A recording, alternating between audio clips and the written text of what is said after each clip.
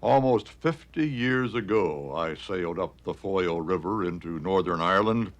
Convoys of U.S. troops and supply ships that reached Derry had survived the Battle of the Atlantic.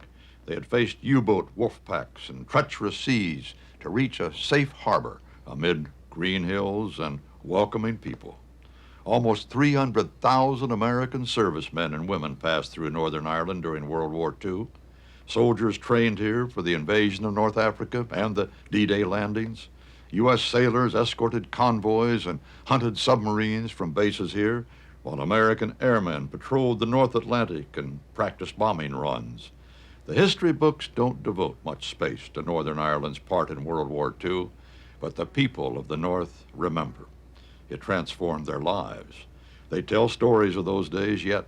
Now, in this season of anniversaries, the GIs themselves are returning to their home away from home. They've joined the circle by the fire to finish the tales, to renew old loves, and to bring back again that brave time when we were young and Yanks in Ireland.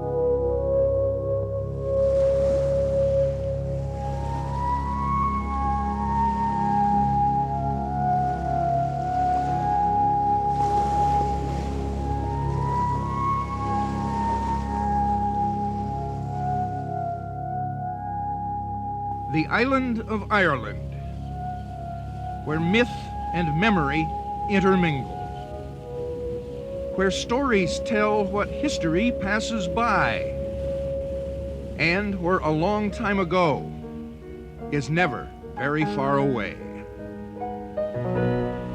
My grandmother has often told me the stories about the American GIs that were stationed here during the war. It was a very enjoyable time for these Americans. They enjoyed the scenery and they enjoyed the welcome of the Irish people. During World War II, Northern Ireland offered American troops a safe place to prepare for the fierce battles that would free Europe from the Nazis. Can you tell me if this is the road to Enniskillen? Aye, it is. So how far is it? Well, if you keep on going the way you're going at the moment, it'll be about 200 miles by way of Dublin. But on the other hand, if you like to turn and go back into Ulster there, you might find it's only about 5. You mean to tell us that we're in a free state? Aye, you are.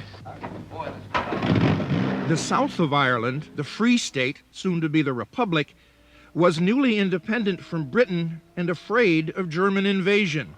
It chose neutrality. But the north of Ireland, as part of the United Kingdom, had been at war since 1939. Hello there, Sergeant. Hello, boys. This is Northern Ireland, isn't it? Yes, that's right. There don't seem to be any boundaries around here. No, it is a bit difficult. Sometimes indeed I don't know where they are myself. Okay, thanks, Sergeant. For the people here, the American presence represented a deliverance they remember still. When I talked to some people about the Americans arriving on my radio show a few months back, I had no idea there'd be such a fantastic response. Everybody who rang in remembered events of the 40s with such clarity that they said it could have been yesterday. The Americans called my mother Mum and my father Pup. When my cousin Bill Bunting arrived here with the American forces, right at the very beginning, they were in Carrickfergus at the time, and he knew he had relations here. For years and years, I used to wonder what happened to them, you know, because a lot of them was only 5 or 6 years older than me, you know, they were 18 years of age, some I remember them, you know, they weren't very old themselves. Glenn Miller, Tommy Dorsey, Jive and Jitterbug, Babe Ruth, So Henry Bars, gum, and of course, condoms. Nylon stockings, and as I said, I think the condoms and the stockings came in pairs. People in Belfast, people all over the country were absolutely delighted. Bear in mind that we had been fighting a war almost completely on our own. I don't think it ever occurred to any of us that we were ever going to lose the war. but probably those who knew most about it wondered if we could ever win it. To continue fighting, Britain needed supplies. Machinery, weapons, even food had to cross an ocean dominated by the German Navy. The Battle of the Atlantic would decide the outcome of the war, and in 1941, the Nazis were winning. Their most potent weapon was the submarine, or U-boat. Even before America entered the war, German U-boats had carried the conflict into U.S. waters, sinking merchant ships only a few miles out of New York Harbor. If Hitler cut their lifeline, the British would be forced to surrender. Small towns like Beliek were thrust into the fray when peaceful Loch Earn became a watery airfield for the Sunderland flying boats of the RAF Coastal Command. Pilots took off from here to search for the U-boats in the spring of 1941. Churchill would later write, "The only thing that really frightened me during the war was the U-boat peril." The coastline of Northern Ireland was the front line of the Battle of the Atlantic. The United States sent Catalina flying boats as part of the Lend-Lease program. Pilots were also needed, but America was still neutral, so no American military personnel could be sent officially. But unofficially, arrangements were made. "Don't tell anyone," President Roosevelt said. "If Congress finds out, I will be impeached." Thus, a young Navy aviator, Leonard "Tuck" Smith, found himself on duty on the shores of Loch Earn.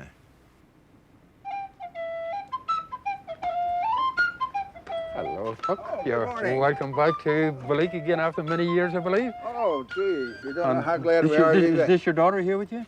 You just heard about. Well, Tuck, you're still here to tell the tale, though I know you shouldn't have been here when you arrived in Ireland first. You came secretly. How did that happen? I hear this story second-handedly, but I'm informed that our President Roosevelt, in conversation with Mr. Churchill, Prime Minister, asked the question, how can we help? The Prime Minister says, right now I need some pilots to show our pilots how to fly these new Catalinas we're getting. The word came out to the fleet, so we're looking for volunteers. My commanding officer told me I was a volunteer. So you came secretly to Loch Earn then? Right. To teach the RAF pilots about Catalinas? That's correct, yes. Yeah. You could recognize the aircraft by the noise or the note of their engines. You know, you could recognize the Sunderland, you could recognize the Catalina. Sunderland was 4-engine aircraft, the Catalina was twin-engine aircraft. We used to hear the Sunderlands go out every morning long before daylight, you know, according to the time of year, 2 o'clock, 3 o'clock, or 4 o'clock, as the case may be, you know. And it was a sort of achievement. We thought it was a bit of achievement to hear that big roar going off the water, you know, that time in the morning. We weren't annoyed at it or anything like that. We had our airplanes moored out behind this little island over here. Went from the Castle Archdale to the aircraft via boat, then taxied out in this long expanse of water, which is Loch Earn. Then we'd proceed out to the west through the Donegal corridor. There was a 16-mile corridor across between Leitrim and Donegal, which was granted by the Irish government, and aircraft had to stay within that corridor. And as I said, Tuck Smith would have flown over here many a time in a Catalina. On May 26, Tuck Smith joined the search for the most dreaded of all German warships, the Bismarck. Built in 1939 as the pride of the Nazi fleet, the Bismarck was the most advanced battleship of its time. In May 1941, it had eluded RAF surveillance and under a cover of clouds and bad weather was racing from its base in Norway to the open sea. With the Bismarck loose in the North Atlantic, no convoy would be safe. The young American could not sit this one out. Tuck joined the hunt for the Bismarck. You were the man that spotted the Bismarck, which was causing havoc in the fleet. Is that right? Yes. RAF officer Dennis Briggs was the captain of the huge Catalina that took off that morning. Officially, he was the man who found the Bismarck, but it was really his co-pilot, the American who wasn't supposed to be there, who sighted the warship just before it escaped. They stayed with the ship until the attacks by planes from the Royal Navy carrier Ark Royal crippled the German battleship. Tuck Smith was the first American to play a decisive role in a World War II victory. Bismarck had sunk the hood, I believe, a week or so ahead of time, and we were sent out to look for it. And this is where we departed from.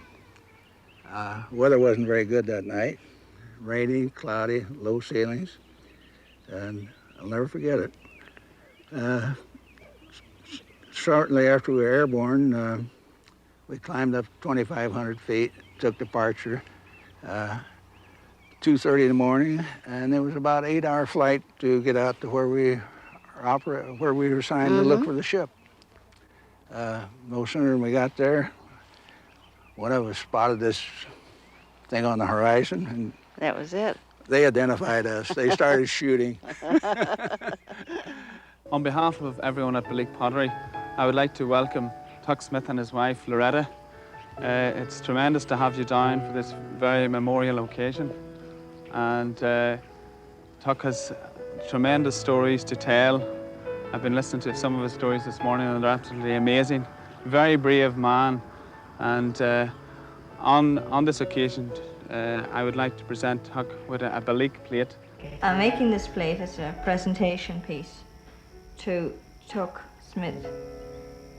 And believe it or not, Tuck is actually in there, but I don't think you can see him. I'll bet this brings back memories. It sure does. I tell you, that's a marvelous picture. Yeah. But the only one, you got a problem with it. Yeah. You haven't got how scared I was. Is that you there? Well, there you are, but you need a little more expression on my face. That is absolutely gorgeous. It's just lovely. Brings back very many exciting moments. Yeah. It's been a pleasure to work on this actual piece. And to actually meet the person in question is even better. My granddad was a soldier in our Civil War, and some of the most prized possessions I have of little threads and so forth of his uniform. My grandkids have got this, and they will love it, as will I. Thank you so much. God bless you. You're very welcome. Lovely to have you here.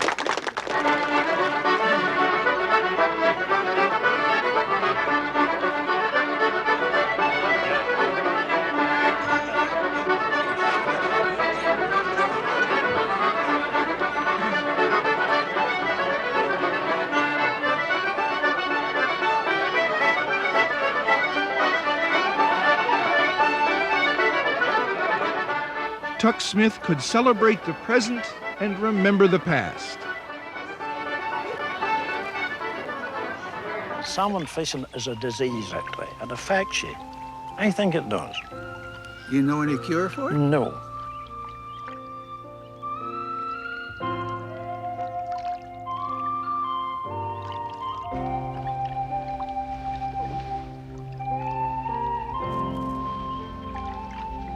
Tuck, we're delighted that you're able to unveil this memorial for us today.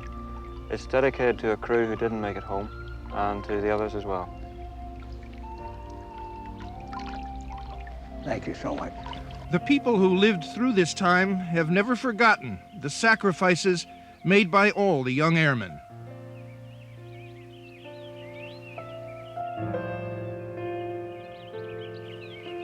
These are graves of all young airmen that was lost their lives in the war. The first one I see here is without a name. It just says, known unto God.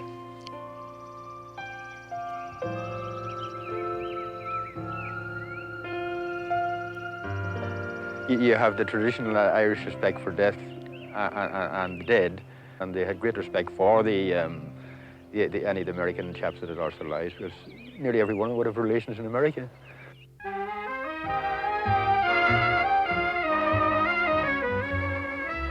There were many Irish Americans among the troops that arrived in Belfast on January 26, 1942, 8 weeks after Pearl Harbor.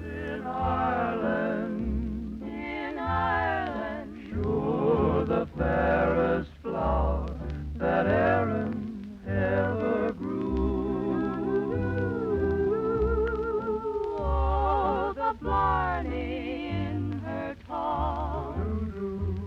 The first U.S. soldiers to enter the war in Europe came initially to Northern Ireland. They were billeted throughout the countryside. The hit parade of 1942 reflected their experience. Johnny Doughboy Found a Rose in Ireland went to number 1. In Ireland, and she stole his heart with smiling eyes of blue. He said, darling, 'tis my duty to make an American beauty. The first American soldier to set foot on the soil of Northern Ireland was Milburn Hankey of Hutchinson, Minnesota. He returned after 50 years to join the Lord Mayor of Belfast in rededicating the memorial built in memory of all those who served in World War II. Hankey was not the only veteran to come back to Northern Ireland. Lord Mayor, any veterans, friends, first I wish to read also returning was perhaps the most famous unit ever to have served here, Darby's Rangers. Over there, send the word over there, that the Yanks are coming, there's drumming everywhere, so beware, say a prayer, send the word over there, we're coming over, and we won't be back till it's over there. I'd like to welcome you sincerely to Ireland on behalf of Aer Lingus. And in Irish we say, Céad Míle Fáilte. That means 100,000 welcomes. Well, we say 10,000 welcomes. This elite volunteer corps, the spearhead of every European invasion of World War II, was born in Carrickfergus, Northern Ireland, the only American unit ever assembled on foreign soil.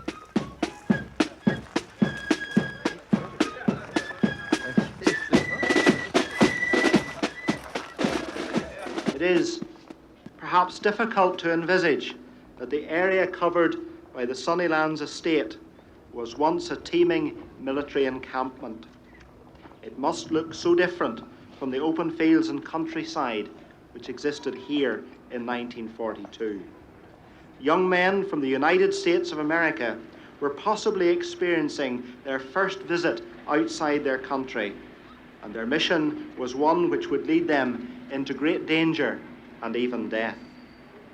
In June of 1942, a decision was taken which we are now gathered here 50 years later to commemorate. That decision was to form a US version of commandos.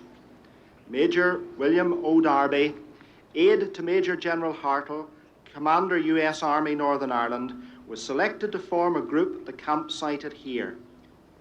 Out of 2,000 volunteers from US units based throughout Northern Ireland, 500 were chosen and activated as the 1st Battalion US Rangers.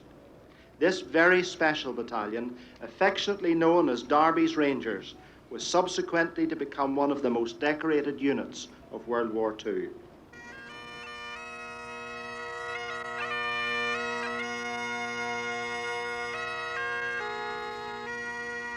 But we are tremendously moved, we are honored, and we are very, very grateful. I think I want to bottle this so I can take it home and take a whiff once in a while, okay? Sister has been 46 years now in Portsmouth, New Hampshire.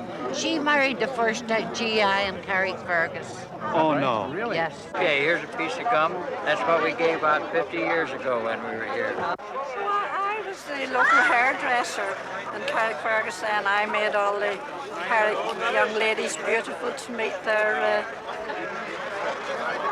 the doughboys, the Rangers. I don't believe I was ever as young as you are. Or I was never as good looking as you are. At least At least you're representative of today's Rangers. Well, yeah, but we take a lot of our heritages, you know, from the old. We liberated Dhaka. Concentration camp. Oh, at Munich. Munich. Yeah, north of Munich. This would be kind of like our Holy Land, if you will. You know, this is where it all started, so now I have to get back to the regiment and tell them they need to make the trail to Mecca, if you will. There's our black rocks. The tough physical tests at the Sunnylands camp in the countryside around Carrickfergus decided who would be a ranger. You had to be strong, you had to be smart, you had to be brave. The task ahead would take everything a man could give, and their order was Rangers lead the way. Carrickfergus is a place that honors its history and is proud of its links to the United States. John Paul Jones fought the first American naval battle here when his ship, the Ranger, captured the Drake. Andrew Jackson's family came from Carrickfergus. And now the men of Darby's Rangers have become an official part of the Carrickfergus tradition. They came to share their memories with each other and the community. Oh, my goodness, I haven't seen that, Dad. Those are my letters home. All right, okay. Yeah. Did your first There's Father Basil saying services for our first dead in the landing at our zoo. This is Austin right here. Yeah. He had his feet in my face in a British pyramidal dance. It doesn't in that place, isn't it? This is a beautiful exhibit. Martin got killed. Al Miller got killed. Newson's dead. Lost count. Might be about a dozen. I'll tell you what he's counting. Well, it'd be easier to count the ones still living then. But you know, there are 5 of those guys standing right here in this room. Right. This is Father Basil on the left conducting the services for the burial of those 3 casualties at our zoo. It's a goose pimply thrill to see all of this. It's a flag that I carried with me all through the war, and I'd like to leave it here for this museum in the name of Darby and all Rangers. This brings back all the memories. Except we don't look the same. No. Roy Murray. That's right. There's Chester.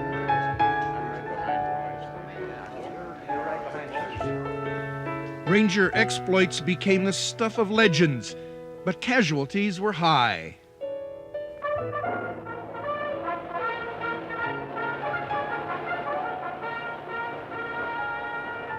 Just back from the fighting fronts are 199 fighting men with an unparalleled combat record. They are United States Infantry Rangers, spearhead in every campaign from Dieppe to Anzio. Unofficially, they are called Darby's Rangers, a tribute to the man who organized and trained them and then led them through a total of 8 months of fierce frontline fighting. Today, the Army Hour presents some of Darby's Rangers, including their commanding officer, Colonel William O. Darby, who reports from Fort Benning, Georgia. The Rangers were activated in North Ireland, 19th of June, 1942. They were all volunteers. We picked them for physical fitness, youth, and eagerness to fight. Some people think of the Rangers as supermen. This, they are not. They don't think of themselves as home run hitters or star quarterbacks. They're just garden variety infantry foot soldiers, every one of them, young and willing to do a job. As their organizer and leader, it's hard to say enough about their spirit and ability. I think the best way to show that is to talk to some of them. What age were you when you joined the Army? I had to be 21 to be an officer. I was exactly 21. What rank were you? What rank? I was a 2nd lieutenant. I was the junior-most 2nd lieutenant in the Rangers. Fresh out of college. My name is Wayne Rona, and I was born and raised in the state of Minnesota, the United States. And the place that I first came was at Port Rush, in between Port Rush and Coleraine. We were told that there's going to be a special unit started in our Army. Did you get hurt at any time? Well, I was wounded once in Italy. Well, you show them. I have special shoes because I had my foot shot off. And if you'll notice,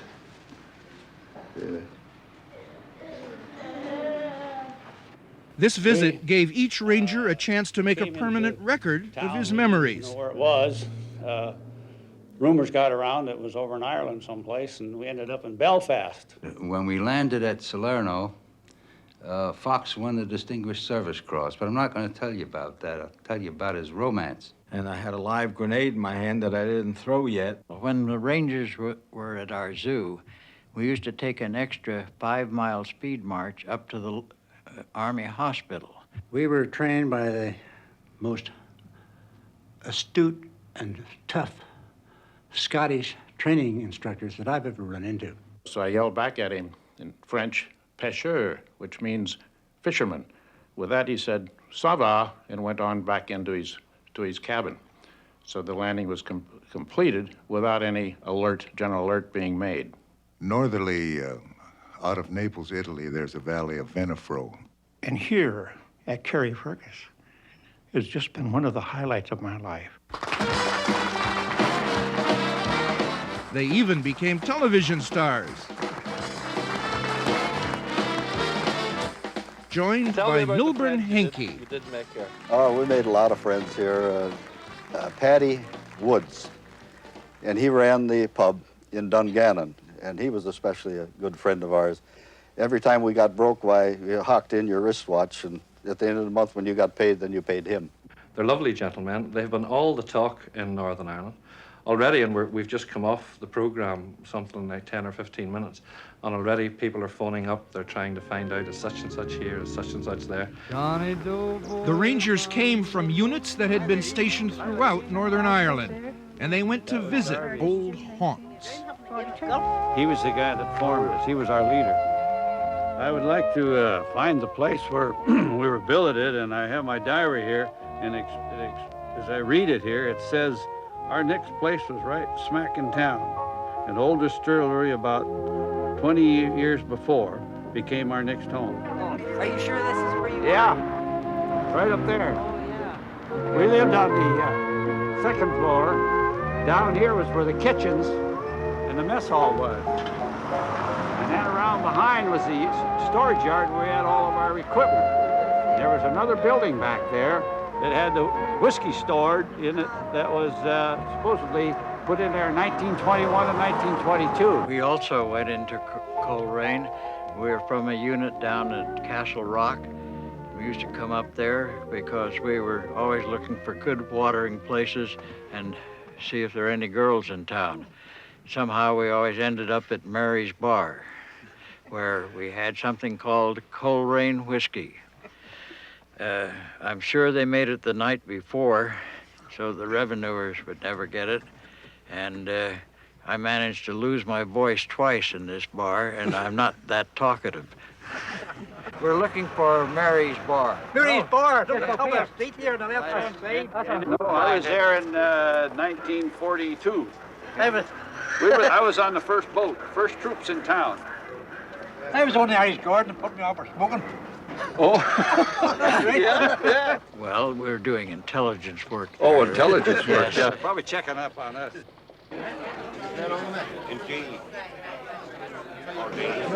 Well, this tastes smoother now. I think they must make it a week in advance. We were here in 1942, and we'd come and visit this bar, and do you remember any of the people who were here? Well, Mary Craig was a well-known woman in Coleraine, and everybody that bought the bar just kept her name on it. There was a camp just opposite where I lived called Agivy Camp. And the Americans came in there and they practiced, it was engineers, and they made pontoon bridges. Now before they... That was you folks. Yeah. Heard about the Emerald Isle, but for the first time I was seeing it, and the country was just so beautiful, and it was reflected in the personalities of the people. They were sort of comfortable and friendly and very hospitable. Let's go, Bob. Okay. This looks like old training. Yeah. They tested themselves against the Giant's Causeway, County Antrim's 60-million-year-old geological wonder. Are we over the hill yet? I'm on the Castle Rock Golf Course, and this is where I was stationed from about February 25th or 26th of 1942 till June 2nd, 1942, when I volunteered to leave this nice area and go into the Rangers. It looks even better now, and of course I'll just put this right in. don't show the last of that. I met the pastor's daughter, and she wanted to know if I played golf, and I stupidly said yes. And so we went out in the links one day, and she beat me. I thought, okay. So we went out again, and she beat me again. And of course, I blame it all on the wind there. I used to know a young lady there by the name of Audrey Love. Her folks run a tea house. And we used to go down the same golf course, Colonel. We used to walk around though, too. I used to be our door for our company business. Ray Rodriguez, accompanied by his wife, looking for the girl he had walked out with in 1942. Do you know any Loves? The Loves? Oh, yes. Mrs. Love is dead now. They owned the bar.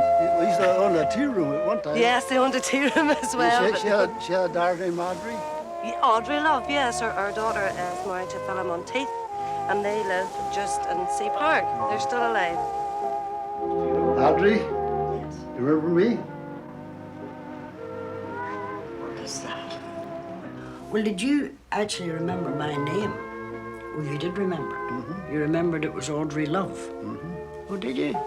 Good gracious me. Because somebody asked me if I remember anybody that lived in this town. I said, well, it's been 50 years. I said, but I remember one person. I remember Audrey Love. We were just friends. Well, now, perhaps if we'd been more, I would have remembered. Huh? Probably Yeah. never forgotten. No. That's right. You'd always remember that. Years ago. It's been a long time. That's a long time. A long time. Indeed, you probably never thought you'd see me alive. I didn't think I ever come back here.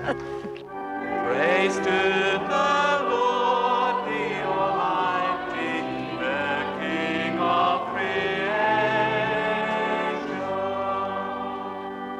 Oh, my soul, praise Him, for He is thy help and salvation.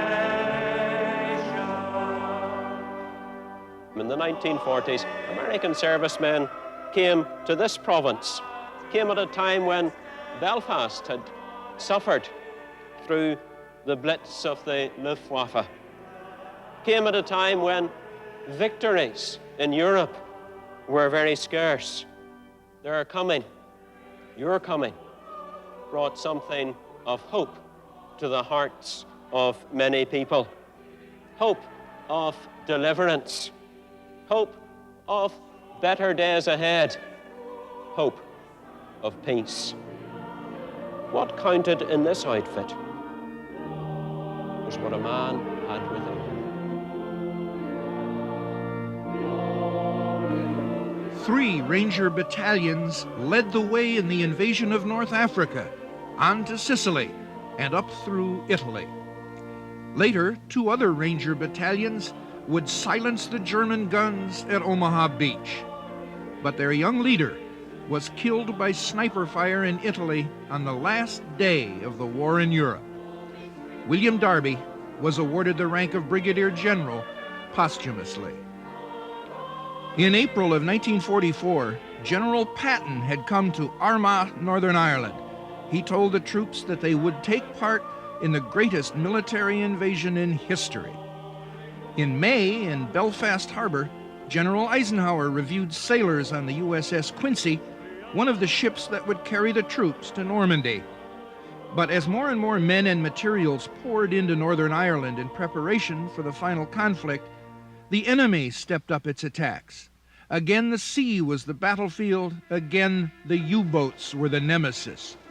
But the Navy had a new weapon. It had commissioned hundreds of small destroyer escorts designed to fight off the submarine and protect the convoys. They were prepared to draw fire themselves to protect the larger ships. Northern Ireland became a frequent port of call for the destroyer escorts. Unique among these ships heading for Belfast Harbor was the USS Mason, the first American warship ever manned by an all-black crew. Although African Americans had comprised 40% of the Navy in the Civil War, since 1900, the Navy had relegated them to service as cooks and waiters. At the urging of Mrs. Roosevelt, the President commissioned the Mason to give African American sailors the chance to prove themselves and take a warship into combat. All the boys on the Mason were all raised right here in this country. And we couldn't go to a movie show or sit down to a counter in Woolworths even. We had to go around to the back. Then next thing you know, we were on a ship. We're scared, and we go to Ireland. And the people didn't even look at us as our skin color. They looked at us as true American fighting men. Our first maiden voice was into Belfast. That was where our last stop. That's it. Was the maiden voice, and took us 42 days. There's always a question in your mind what you're going to meet, how the people will greet you. Because here we were so many black guys, it was 160 of us on one ship. Whenever you go in any place, the captain always said, don't go alone. Be 2 or 3 together and stay together no matter what. So we are apprehensive at first. But then when these greetings start coming our way without any effort. You see, sometimes when we talk about Ireland and how well we were received, you might get the idea that it was a novel experience for them. But if I'm not mistaken, I'm told that some black soldiers had been there prior to our arrival. So our coming in was not a novel experience. It was their normal way of treating people. That's what I'm impressed about. One thing I noticed, that the girls, they were beautiful. They didn't wear any lipstick. No type of makeup, not one. And this was like in June of '44. There's a girl sitting here, and I'm on one side, and another shipmate on the other side. And I had never learned to dance, but everybody was dancing. So somebody came over and asked this girl for a dance, to dance. And she turned to me and said, may I dance with him? Now that made an impression on me, showed me how courteous she was. And that's why I remember her name, Sadie O'Neill. I never forgot it. The sailors were invited to Cayley's for traditional Irish dancing. And she said, if you ever heard of the blacker? And I heard that word black, see? My ears perked up. I said, what you say? She said, you ever heard of the blacker? The black? And the other guy said, I'm asking, what is she saying, man? What is she saying? She sitting on my lap calling me black something? and he said, oh, no, she wants to know if you ever heard of the blackout. And I said, oh, sure, New York, we have plenty of blackouts and all like that. And then we danced around in I couldn't dance, but I danced around in that circle, boy. The circle, and you go one way, and then you yeah.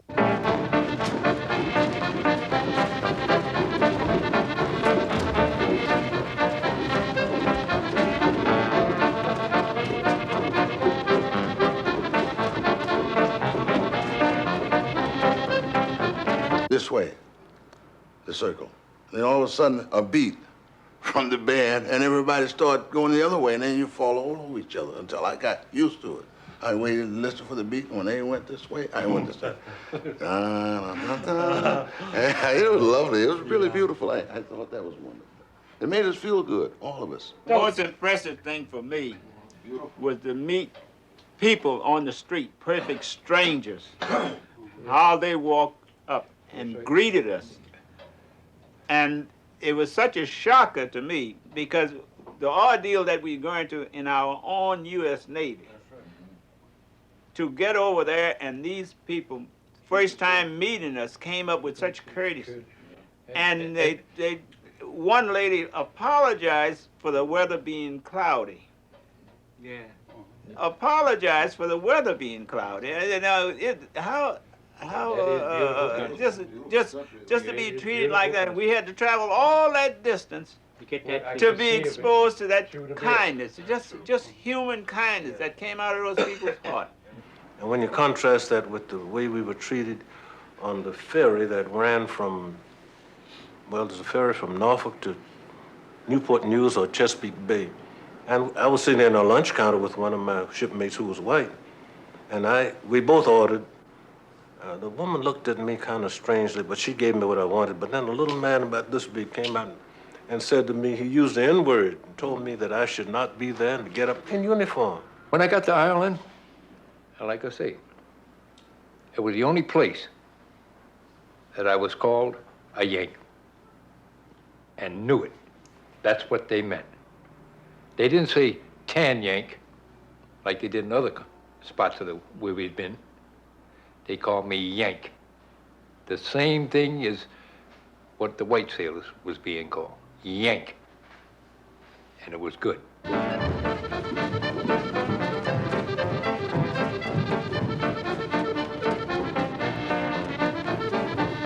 But the moments of fun were brief. Then it was back to the open sea and the dangers of convoy escort duty. The Mason's men led the way.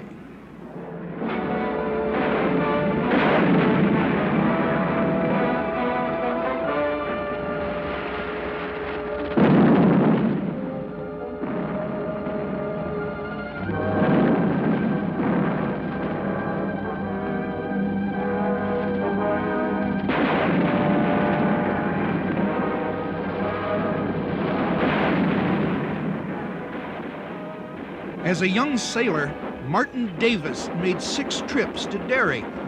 Now a naval historian and a leading authority on the role of the destroyer escort ships in World War II, Davis returned to Darby, which had been the command center for the destroyer escort. Here the anti-submarine role was plotted. Particularly in the latter part of the war, to seek out these vessels rather than just defend the merchant ships we were then going after, the submarines. The greatest victory of the hunter-killer group came when the task force attached to the carrier Guadalcanal captured the German U-505. Throughout the war, the Navy desperately wanted to capture a German U-boat and learn its secrets.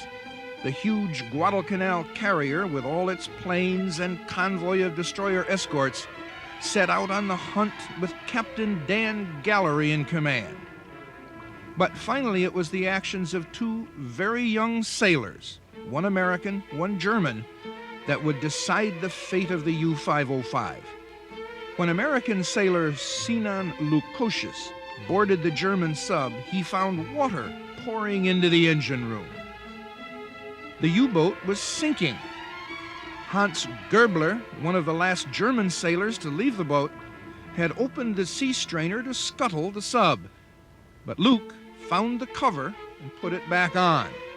Thus, the U.S. Navy captured its first prize on the high seas since 1815. This German U-boat, part of the fleet that was the only thing Churchill feared, rests now at the Museum of Science and Industry in Chicago, the only one in the U.S. and one of only 3 on display anywhere.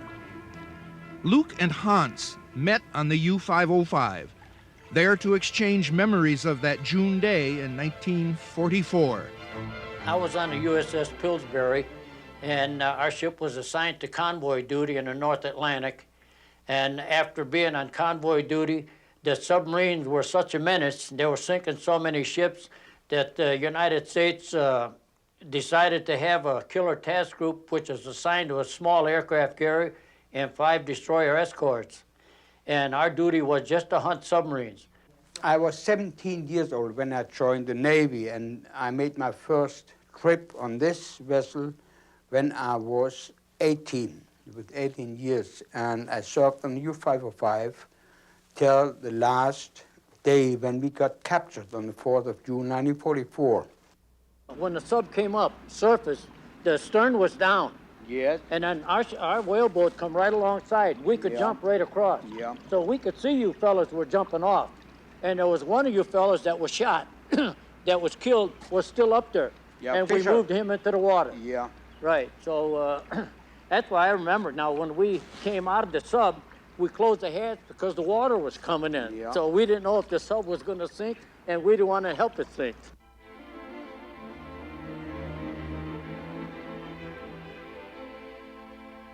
I took this cover of that sea strainer to let water in the control room, and after a certain time it would have went into the diesel engine room and made the boat more, put more weight in the back of the boat so that it went straight down.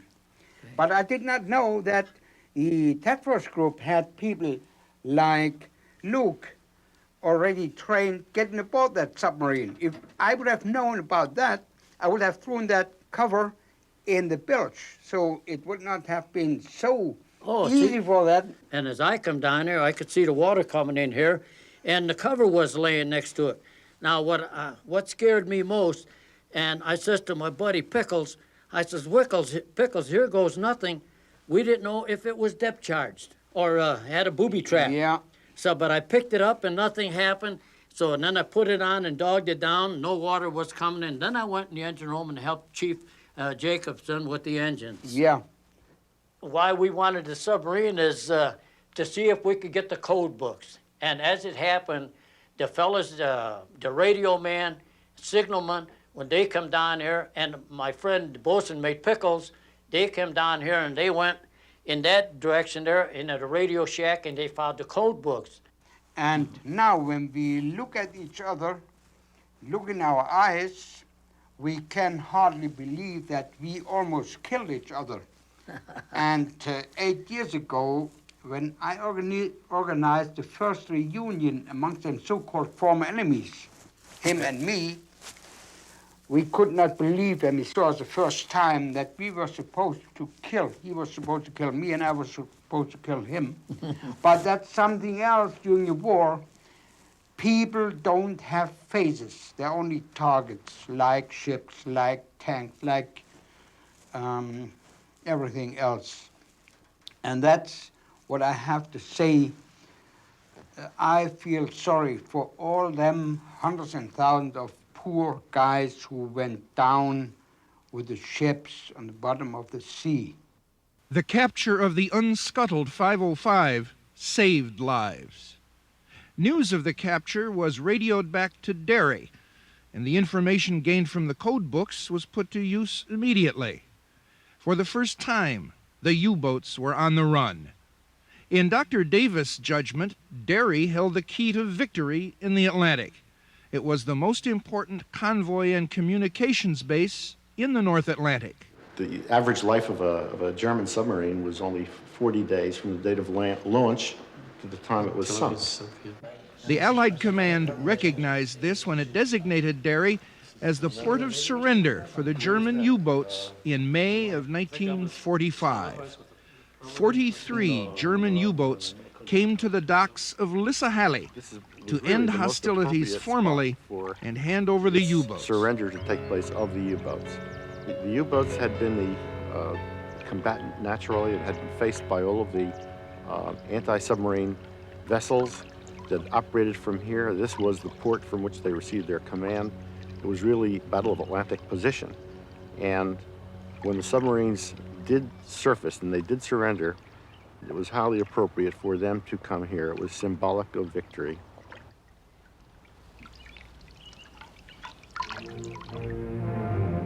Submarines which had been operating in the Atlantic were ordered to surface and surrender intact to the Allies. These were of the largest class, so large in fact that they could stay at sea for 50 days.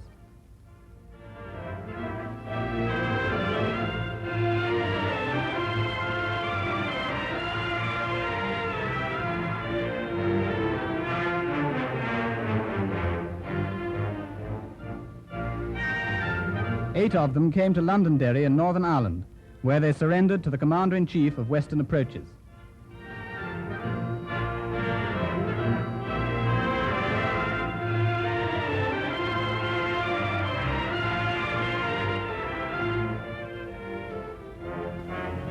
One German captain suggested to the Allies that they now unite with the Germans to fight the Russians. He was turned down. Most of the Americans left to continue the war in the Pacific. But for the people of Darby, who knew the Yanks, the memories linger. Two men that I would like to mention, that is, I hope they're living a day and well, is Captain Raymond Ward and his family, and Lieutenant Murphy, Lieutenant Commander Murphy and his wife. Great friends of mine. Mrs. Murphy used to come to the gatehouse, bring over a cup of tea, a little bun, and we'd sit having that cup of tea in the morning, yarning and talking about Darby here. Colonel Ladd came over to take over for Colonel Bonham. He was like a father to me.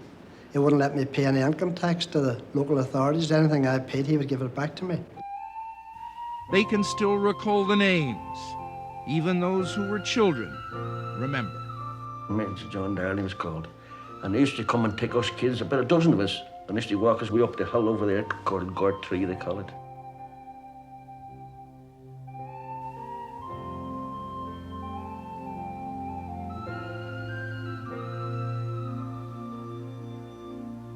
Martin Davis remembers the children who made him welcome.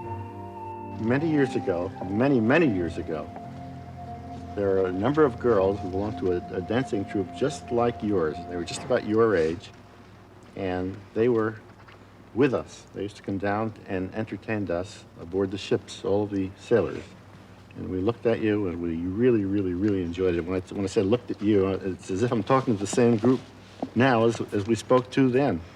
And they just looked like you, and as I was sitting on the side watching you, it just brought back memories that I can never, ever forget. We have photographs of youngsters that we had brought aboard our ship, and I can see them right now. On the bottom photograph, we have Hugh again, Barney, and myself.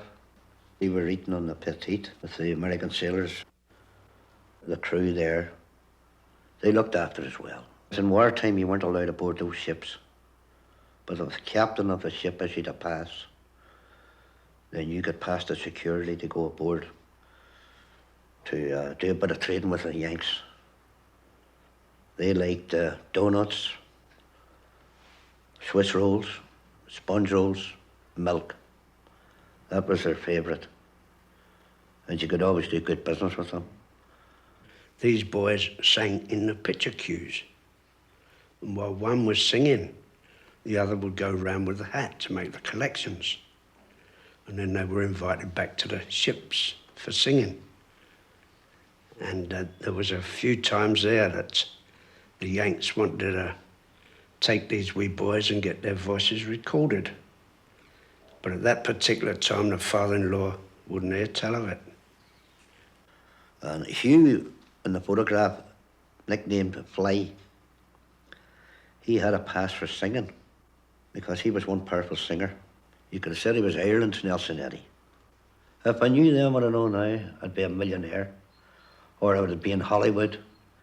We were together. Martin Davis and his wife Shane ended their visit to Derry at the home of musician and composer Phil Coulter. On a ship, at a much They more were joined confined by space Frank than, Gallagher like, on the soldiers tin in an whistle. infantry battalion, whatever. They're a lot more scattered, but in one ship, you had to know everybody. People always talked with great affection about the American, particularly about the American sailors, and they felt that they'd become part of the community when they were here. I think in Marty's honour, we should, as an old sailor, we should have a bit of a hornpipe. Derry hornpipe. There you are, Marty, especially for you. This will bring you back.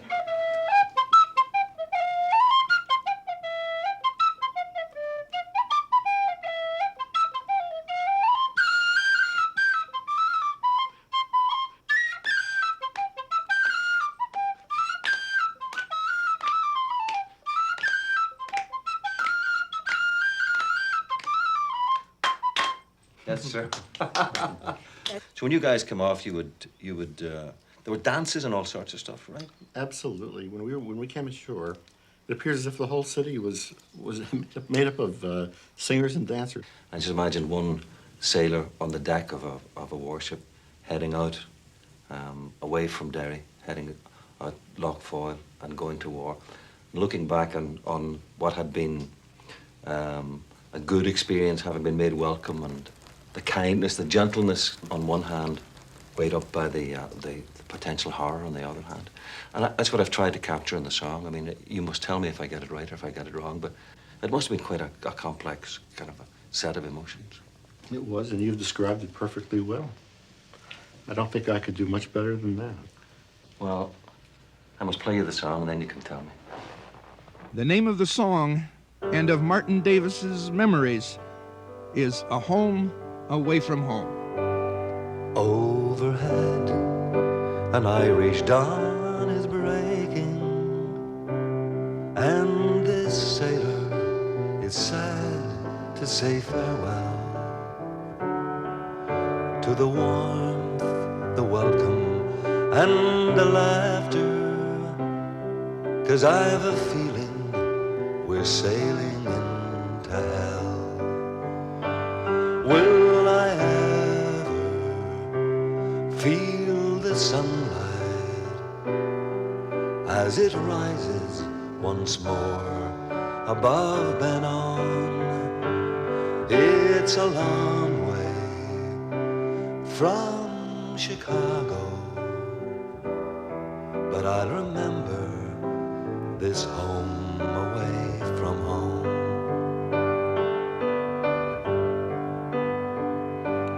Now the coast of Ireland lies behind us, and God only knows what lies ahead. Will I still hear the sound of children singing when I'm surrounded by the dying and the dead? Will I ever feel the sunlight as it rises once more above Benon? It's a long way from Chicago, but I'll remember this home away from home.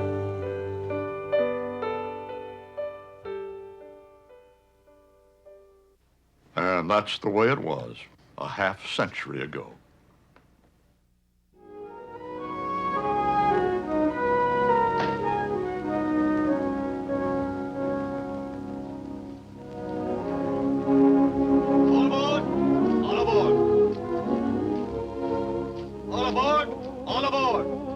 Good night. Good night. Night. The Gilligan Strand, Port of Derry, Molly Reeling, Molly Rolling, and all points west.